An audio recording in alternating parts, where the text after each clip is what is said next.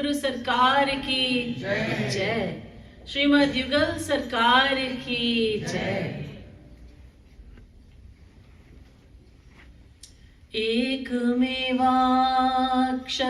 यस्तु गुरुः शिष्यं प्रबोधयेत् पृथिव्यां नास्ति तद्द्रव्यं यद्दत्त्वा चानिनो भवेत्। गुरुर्ब्रह्मा गुरुर्विष्णुर् गुरुर्देवो महेश्वरः गुरुः साक्षात् परब्रह्म तस्मै श्री गुरवे नमः।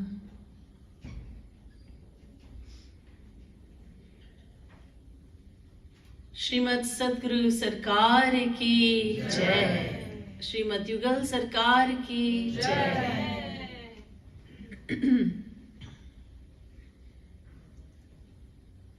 हम लोग अक्सर सोचते हैं कि हम भक्ति मार्ग पे चल रहे हैं, लेकिन हमारी खास उन्नति नहीं हो रही। तो कल के प्रवचन में ये बताया गया था कि हमारा एक बहुत बड़ा दोष है, वो है दूसरों में दोष देखना। कल उसके विषय में चर्चा हुई थी। आज कुछ और जो बाधाएं हैं भक्ति में, उनके विषय में हमें शास्त्र, वेद और संत लोग क्या बताते हैं, इसकी चर्चा होगी, ताकि हम सतर्क हो जाएं और होशियार हो जाएं और जो कमियां हैं उनको पूरी कर दें, जो त्रुटियां हैं उनको सुधार लें। तो संतों ने ये बताया कि देखो, कुछ अभाव हैं हमारे अंदर। एक है जिह्म भाव, एक है अनृत भाव, एक है माया भाव। जिह्म भाव का मतलब सरलता का अभाव। भगवान सरल हृदय वालों से बहुत प्रसन्न होते हैं। मोहि कपट छल छिद्र न भावा, भगवान ने कहा रामायण में कि मुझे छल कपट बिल्कुल नहीं पसंद। सरल स्वभाव ना मन कुटिलाई, जथा लाभ संतोष सदाई, रामायण। और हमारी प्रॉब्लम यह है कि हमने खूब सारी चतुराई सीख ली। जब हम छोटे से थे, बालक रूप में थे, तब हम चंट चालाक नहीं थे, बहुत भोले थे। लेकिन जैसे आयु बढ़ती गई, हमारा छल कपट बढ़ता गया, पैदा हो गया, बढ़ता गया। हमने झूठ बोलना सीख लिया, हमने दूसरे को धोखा देना सीख लिया, बातें बनाना सीख ली।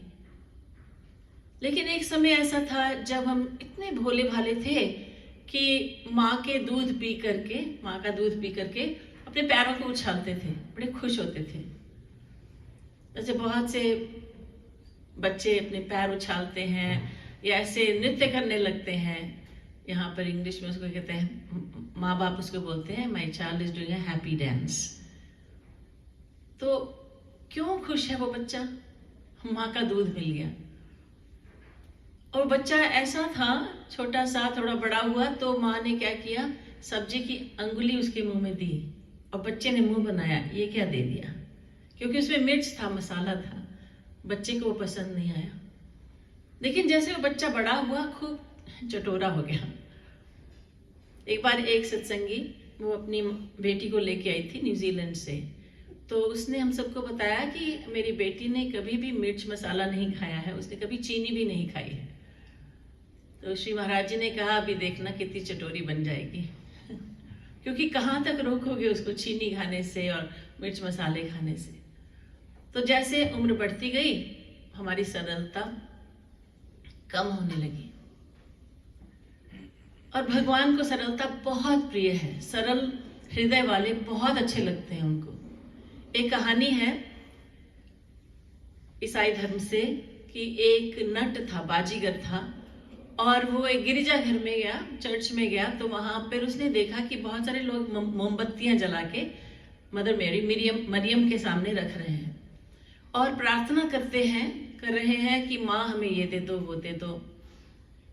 पादरी लोग भी मोमबत्तियां जला जला के माँ से कुछ मांग रहे थे। तो भोला भाला बाजीगर उसने सोचा कि माँ उनको देती होंगी तभी तो मांग रहे हैं, हम भी कुछ मांगेंगे। मैं इतना गरीब हूँ, मैं माँ से कुछ ज्यादा नहीं मांगूंगा, बस 2 वक्त की रोटी और थोड़े से कपड़े बस। लेकिन जैसे संसार में पहले मैं खेल दिखाता हूँ, फिर लोगों से पैसे बटोरता हूँ, वरना पैसा नहीं देंगे, कोई पैसा नहीं देने वाला।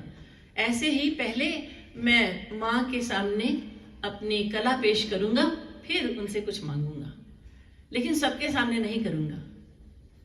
तो उसने इंतजार की कि सब लोग चले जाएं चर्च से बाहर, और जब सब लोग चले गए, पादरी लोग और जो भक्त लोग थे सब चले गए, तो फिर उन्होंने क्या किया, बाहर से दरवाजा बंद कर लिया, ताला लगा दिया। तो इसने अंदर से सिटकनी लगा दी और सारा फर्नीचर जो था वो सब हटा दिया। कुर्सियां होती हैं उनकी, बेंच होते हैं, सब हटा दिए, कुछ हटा दिए और फिर अपनी कला दिखाने लगा। तो पसीना पसीना हो गया, क्योंकि उसने सोचा ये मेरी दिव्य माँ है, इनके सामने मैं सबसे अच्छा परफॉर्मेंस करूंगा। तो अब वो पसीना पसीना हो गया और कुछ देर बाद बाहर से किसी ने दूसरों से कहा कि अरे भाई कोई अंदर है क्या? उन्होंने कहा नहीं, सुनो। तो उन्होंने सुना, तो उन्होंने कहा कोई है अंदर। खिड़की से झांका तो देखा ये अपनी कलाबाजी दिखा रहा था। तो उन्होंने दरवाजा खोला और सिटकनी लगी थी अंदर, और उन्होंने दरवाजा खटखटाया बहुत जोर से। उसको सुनाई नहीं दिया क्योंकि वो तो बहुत ही कंसंट्रेट कर रहा था ना। तो उन्होंने दरवाजा तोड़ दिया और अंदर आए सब लोग, पादरी लोग, और इसके ऊपर चिल्लाने लगे, उसके पीटने लगे कि तुमने ये क्या किया है, गिरजाघर को गंदा कर दिया तुमने अपने पसीने से, तुम्हारी ऐसी हिम्मत। तो वो डांटने लगे, ये बेचारा रोने लगा। उसकी पिटाई करने ही वाले थे जब पूरी गिरजाघर में, चर्च में प्रकाश ही प्रकाश हो गया और मरियम की आवाज सुनाई दी। उन्होंने कहा ये मेरा भोला है, भोला भक्त है, इसकी पिटाई मत करो, मैं इससे बहुत खुश हूं। तुम लोग तो बस नाटक करते हो मेरे सामने। इसने मुझे पत्थर की मूर्ति ना समझ करके मुझे वास्तव में अपनी मां माना है। जब पादरी लोगों ने सुना, उन्होंने कहा ये आवाज मरियम की आवाज है, तो वो बेहोश हो गए। दर्शन तो देंगी नहीं वो, दर्शन तो उसको केवल नट को, बाजीगर को मिल रहे थे, पर इन्होंने आवाज सुनी, सब बेहोश हो गए और उसको भगवत प्राप्ति हो गई। तो सरलता का अभाव, जिह्म भाव। दूसरा है अनृत भाव, यानी जो असलियत है उसको छुपा देना और जो अपना बनावटी रूप दिखाना। हम बहुत अच्छे हैं, हम बहुत शांत हैं, हमें गुस्सा तो आता ही नहीं। इस तरह से कृत्रिम रूप अपना दिखाना, बनावटी रूप, बनावटीपना दिखाना। जब विभीषण लंका छोड़ करके भगवान राम की शरण में आए, तो उन्होंने भगवान के सामने अपनी असलियत बता दी कि नाथ दशानन कर मैं भ्राता, निशिचर वंश जन्म सुरत्राता।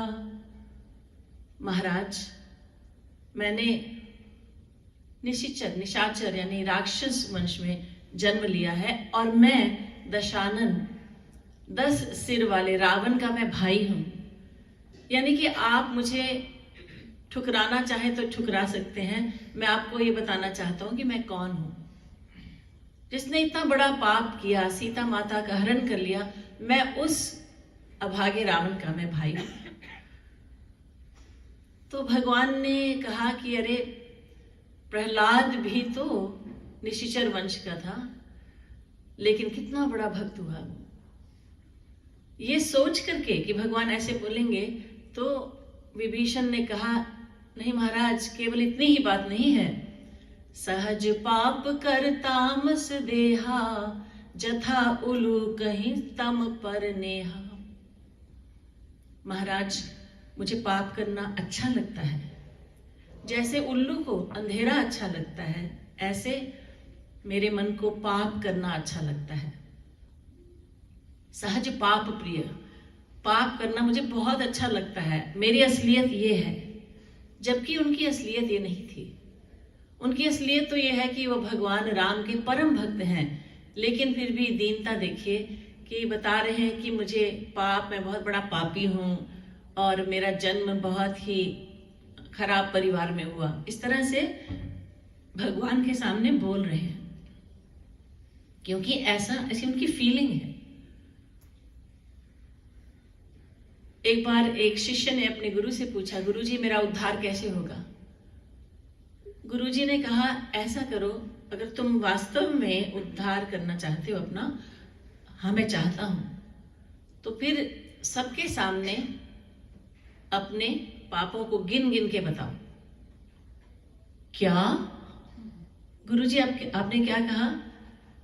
दूसरों को बताओ अपने पाप, वो तो हम छुपा के रखते हैं। वैसे बोलते हैं my life is an open book, है नहीं ऐसा। थोड़ा थोड़ा कुछ बता दिया है। जैसे किसी ने, कोई बहुत प्रसिद्ध व्यक्ति है, उसने लिख दिया कि मैंने ऐसे किया था कॉलेज में, छोटी छोटी चीजें बता दी, मैंने गलती की, लोग हंस दिए, अरे क्या बात है। पर बड़े बड़े दोष तो नहीं बताए, बड़े बड़े पाप तो नहीं बताए। हम लोगों में हिम्मत भी नहीं है कि ऐसा बताएं। तो शिष्य ने कहा, गुरुजी मैं आपको बता दूंगा, वो भी प्राइवेट कमरे में, सबके सामने नहीं मैं बोल सकता। गुरुजी ने कहा, मुझे तो पहले से मालूम है तुम्हारे पाप, लेकिन उद्धार चाहते हो तो दूसरों को बताओ। जगाई मधाई गौरांग महाप्रभु के जमाने में 2 भाई थे।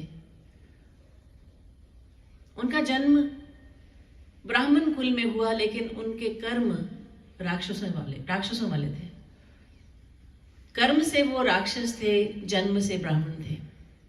शराब पीना, भक्तों को तंग करना, बहुत पाप किए उन्होंने। लेकिन अंत में जब उनको सद्बुद्धि आ गई, तो उन्होंने भगवान से माफी मांगी, महाप्रभु जी से माफी मांगी और उनके चरणों में गिर गए। उन्होंने कहा, महाराज हम प्रायश्चित कैसे करें? आप बताइए, हम अपने पापों का प्रायश्चित कैसे करें? तो महाप्रभु जी ने कहा, ऐसा करो कि गंगा जी के तट पे घाट बना दो, और वहां पे जब वैष्णव लोग आएंगे, भक्त लोग आएंगे, तो उनके चरणों को पकड़ के, उनकी सेवा हो जाएगी कि घाट बना दिया तुमने, वहां पे वो स्नान करने आएंगे, तो उनके चरणों को पकड़ के आंसू बहाते हुए अपने पापों को गिना गिना के उनको बताओ। तो इस तरह से तुम्हें पापों का प्रायश्चित मिल जाएगा। उन लोगों ने वही किया।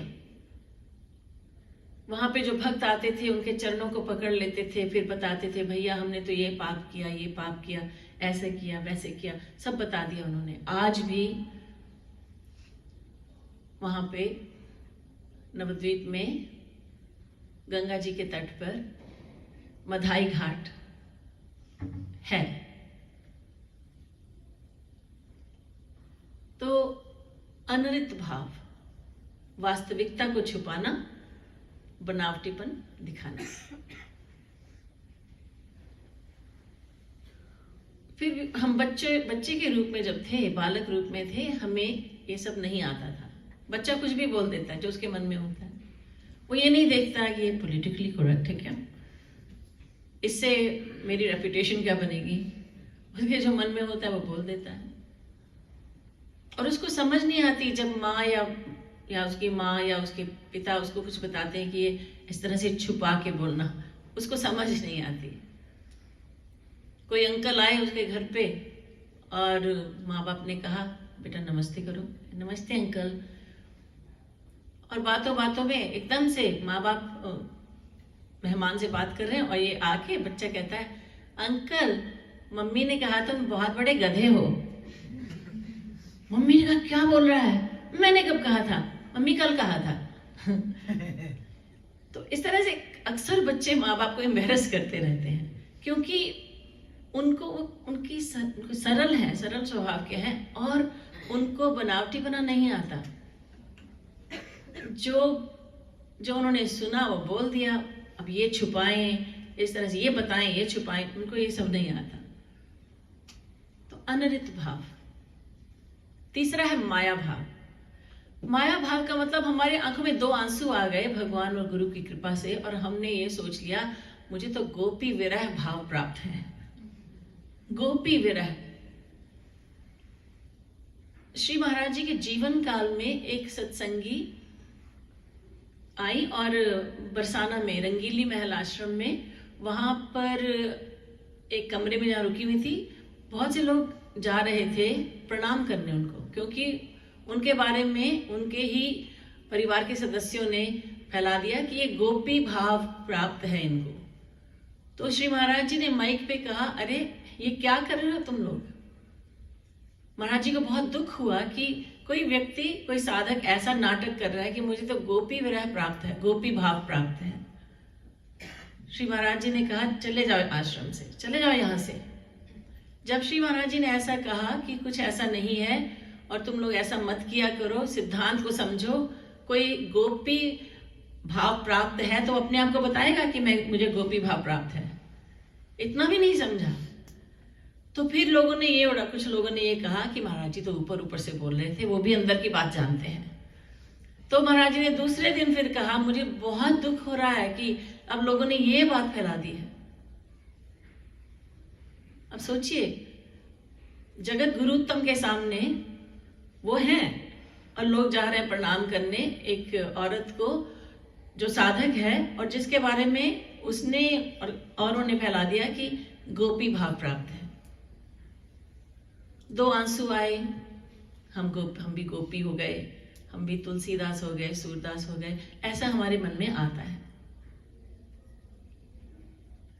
और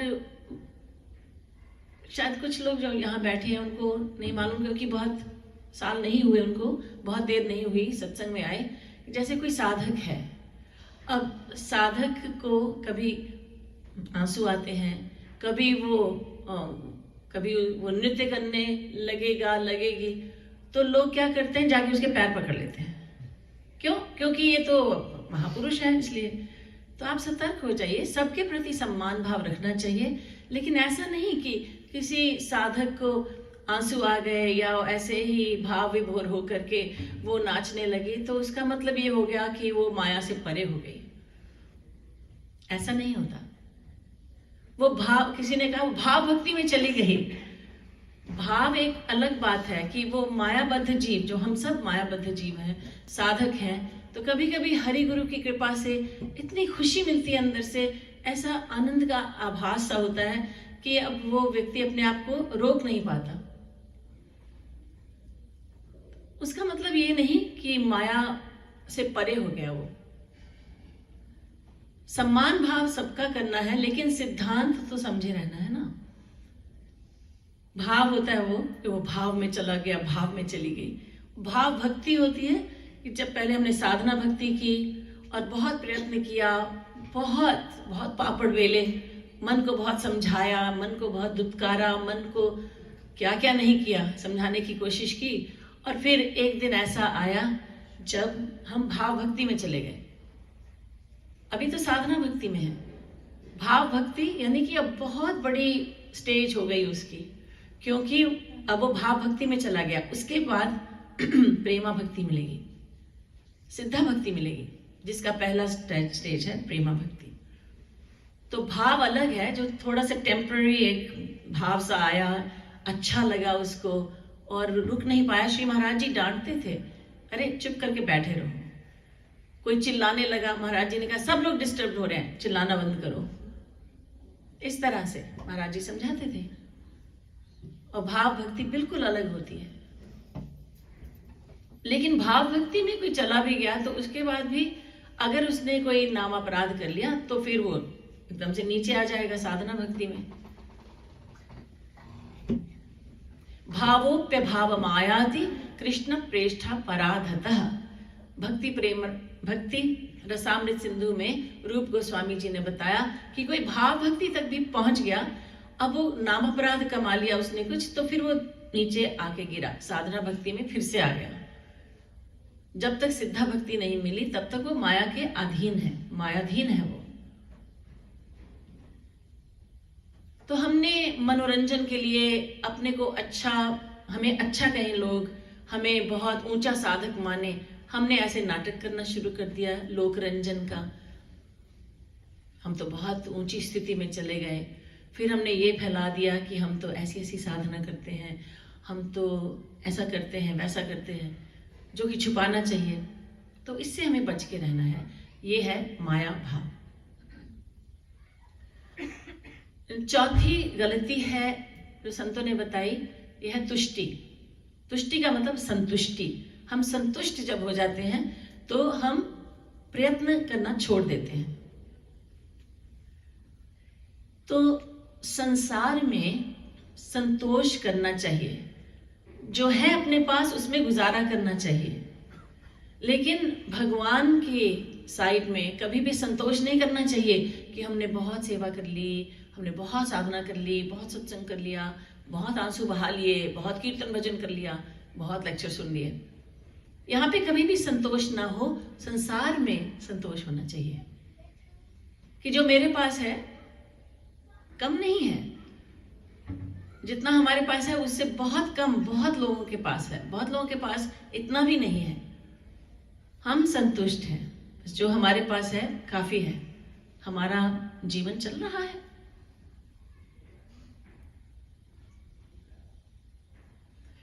लेकिन हमने अभी कोई सेवा की ही नहीं, हमने कोई साधना विशेष की नहीं।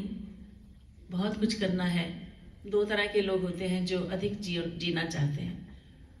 एक व्यक्ति ऐसा होता है जो सोचता है मैं और जीऊंगा तो मैं संसार के मजे लूंगा, मैं पूरे संसार का भ्रमण करूंगा, अभी तो मैं वहां नहीं गया, वहां नहीं गया, मैं सारे कॉन्टिनेंट्स में जाऊंगा, सब बड़े बड़े शहरों में जाऊंगा, मैंने बहुत सारे भोजन बहुत सारे ट्राई नहीं किए, डेलिकेसीज वो मैं ट्राई करूंगा। यानी वो चाहता है कि उसकी इंद्रियों को संसार का सुख मिले, इसलिए वो अधिक जीना चाहता है।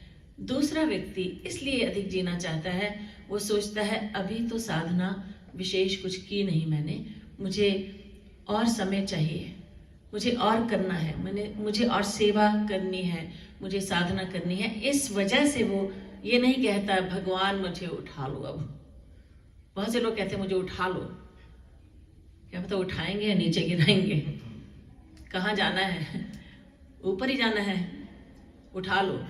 ये नहीं कहता कोई मैं तो नरक में ही जाऊंगा, मुझे नीचे धकेल दो। भगवान मुझे ले लो, अब तो बहुत हो गया, बस मुझे ले जाओ बस। तो भक्त वो साधक कहता है कि मैं भगवान के ऊपर है, जब जितना मेरा जीवन है उतना जीऊंगा, लेकिन मुझे बहुत कुछ करना है अभी। ये संतुष्टि भी 4 तरह की होती है। एक है ईश्वर तुष्टि। ईश्वर तुष्टि का मतलब जब हमारे ऊपर भगवान की कृपा होगी, जब भगवान चाहेंगे तो हम विशेष भक्ति करेंगे। उन्होंने चाहा ही नहीं, हमारा क्या दोष है इसमें? भगवान अपनी कृपा दृष्टि करेंगे तो हमारा काम बनेगा। बहुत से लोग ऐसा बोलते हैं, भगवान ने चाहा तो मंदिर पहुंच जाएंगे।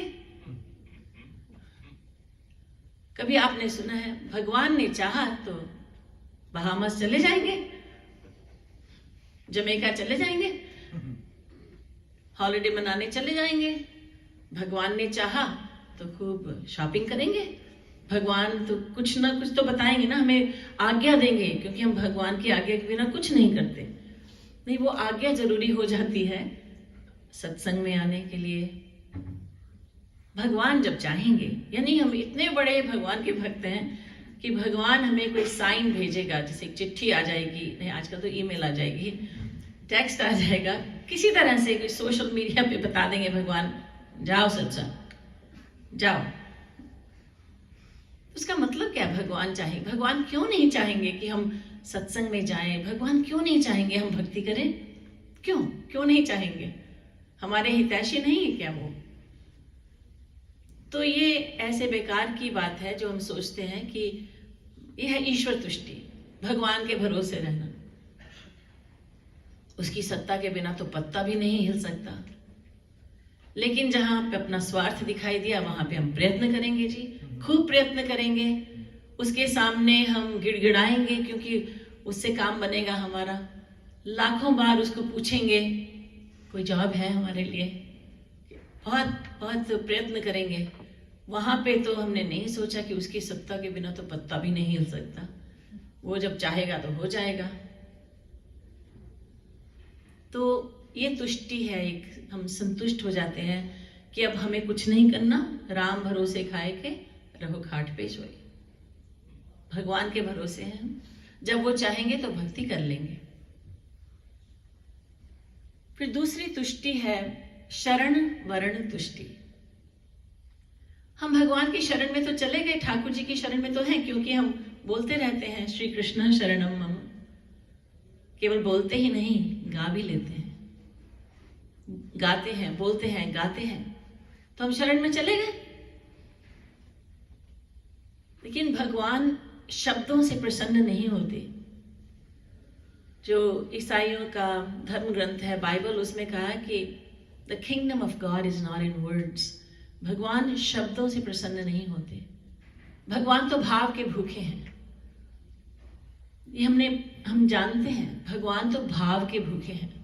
भाव के भूखे होने के कारण शबरी के जूठे बेर खाए, भाव के भूखे होने के कारण उन्होंने अर्जुन का रथ हाँका। भक्त की दास्ता करते हैं भगवान, क्योंकि भाव के भूखे हैं। तो हमारी भावना ही नहीं हुई कि हम शरण में जाएं उनके। हमने समझा ही नहीं कि शरण में कैसे जाते हैं, और कह देते हैं हम तो शरण में चले गए, हमारा काम तो हो गया। अब भगवान नोट करेंगे, जब उनको फुर्सत मिलेगी तो हमें ऊपर उठाएंगे, हमारी उन्नति तभी तो होगी।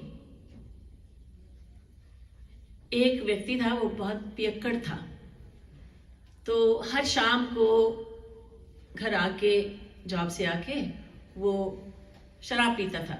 बहुत से लोग ऐसे होते हैं माइंडलेस, उनको पूछो क्यों करते हो, आदत पड़ गई है, बस ये करते ही करते हैं, शाम को आके पीते हैं। लेकिन उसने ये भी सुन रखा था कि ये महापापों में से एक है, पंच महापाप है, उनमें से एक है मदिरा पान।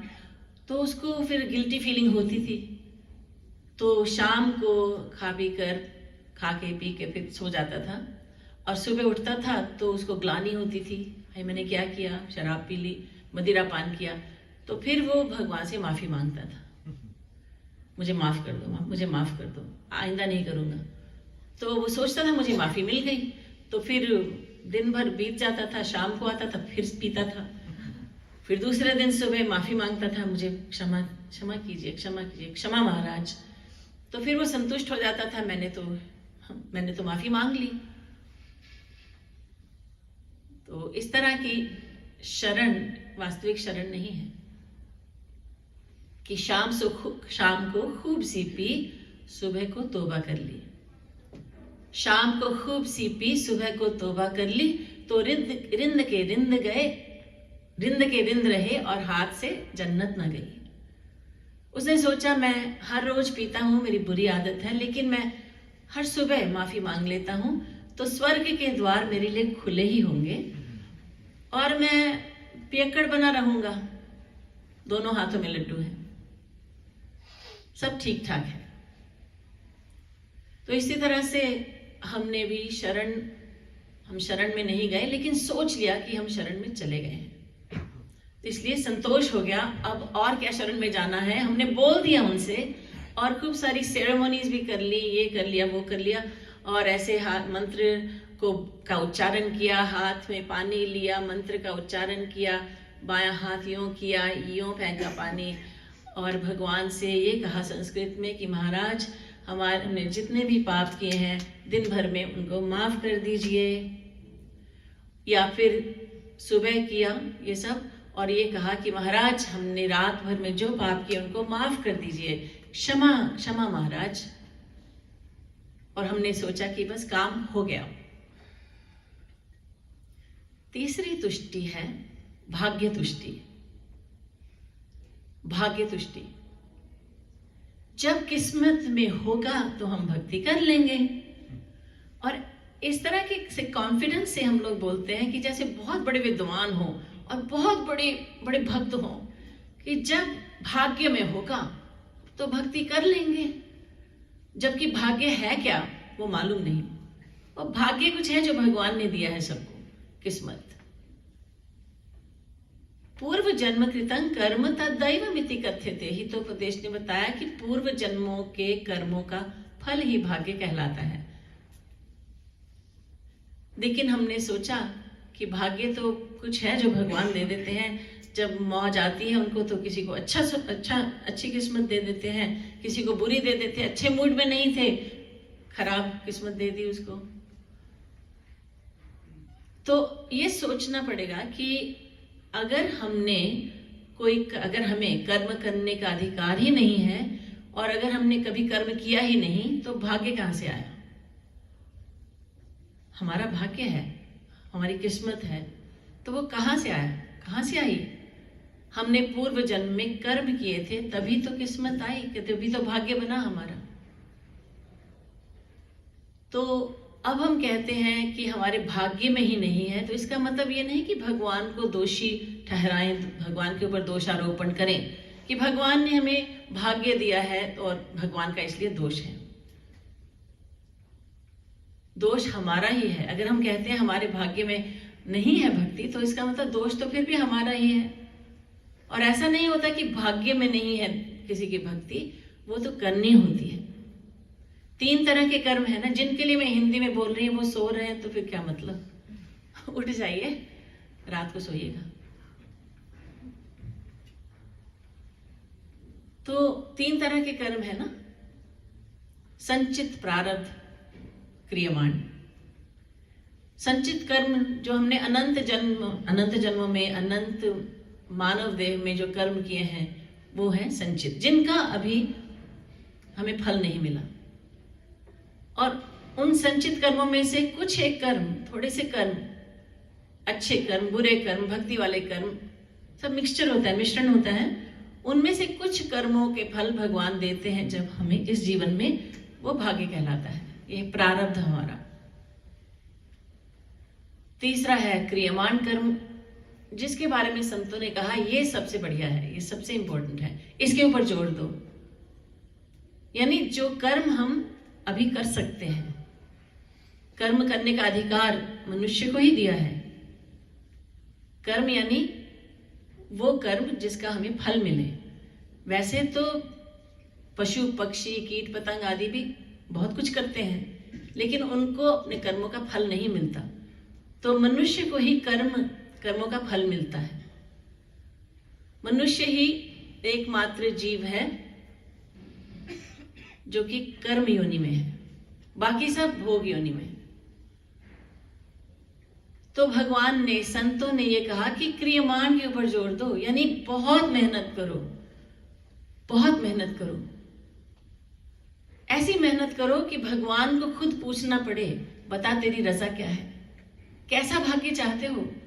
तुमने इतना प्रयत्न किया, इतनी मेहनत की, इतनी लगन से भक्ति की, तो अब तुम ही बताओ तुम्हें कैसी किस्मत चाहिए। श्री महाराज जी हमेशा प्रयत्न पे जोर देते थे। श्री महाराज जी ने कभी किसी की प्रशंसा इसलिए नहीं की कि वो देखो उसको कितनी सफलता मिली। श्री महाराज जी ने हमेशा यही कहा, देखो कितना प्रयत्न किया उसने, कितना प्रयत्न करता है वो, कितना प्रयत्न करती है, कोशिश तो देखो उसकी, कमाल की कोशिश है उसकी। भगवान और गुरु क्रियमाण कर्म पे जोड़ देते हैं, क्योंकि जो हो गया सो हो गया, अब हम उसको मिटा नहीं सकते।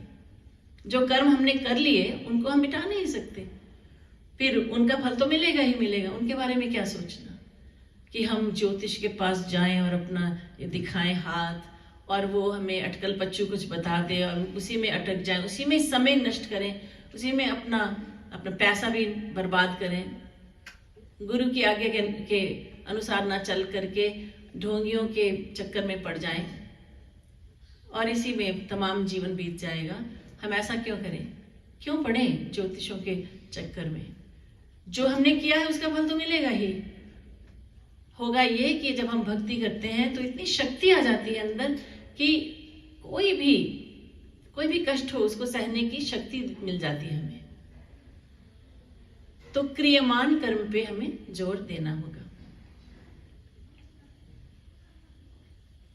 बंद कर दीजिए। अंत में तो अंतिम जो है तुष्टि, वो भी भाग्य तुष्टि के समान है, काल तुष्टि। यानी जब समय आएगा तो हम भक्ति करेंगे।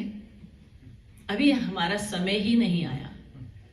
हमने ये कहा जब हम 25 साल के थे, यही कहा जब 50 साल के थे, यही कहेंगे जब हम 80 साल के हो जाएंगे, 90 साल के भी हो जाएंगे तो कहेंगे समय नहीं आया। समय नहीं आया, आ गया। कब से समय बोल रहा है मैं आ गया, हमने ध्यान ही नहीं दिया क्योंकि हम बहुत व्यस्त थे ये सोचने में भी समय नहीं आया हमारा। यही समय है।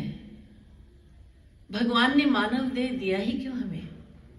इसीलिए दिया कि हम उसका ज्ञान प्राप्त करें, उसकी भक्ति करें, किसी गुरु के शरणागत होकर के भक्ति सीखें। किस तरह से भक्ति होती है, हम साधना करें, गुरु की सेवा करें, जिससे भगवान अति प्रसन्न होते हैं, अपना कल्याण करें। इस तरह से भगवान ने मानव देह इसीलिए दिया है और बहुत मुश्किल से हमें ये मिला है। कबहुक करि करुणा नर देही, देत ईश बिनु हेतु सनेही। बड़े भाग मानुष तनु पावा, सुर दुर्लभ सदग्रंथ निगावा। गोस्वामी तुलसीदास जी ने कहा बड़े सौभाग्य से मानव देह मिला है और कभी कभार परम दयालु भगवान किसी परम सौभाग्यशाली जीव को मानव देह प्रदान करते हैं। तो जब इतना दुर्लभ है ये जीवन की देवता लोग भी इसके लिए याचना करते हैं भगवान से। गायन्ति देवा किल गीत कानि, धन्यास्तु ये भारत भूमि भागे। धन्य है भारत भूमि। महाराज हमें भारत भूमि में मानव देह का सौभाग्य, परम सौभाग्य प्रदान कीजिए।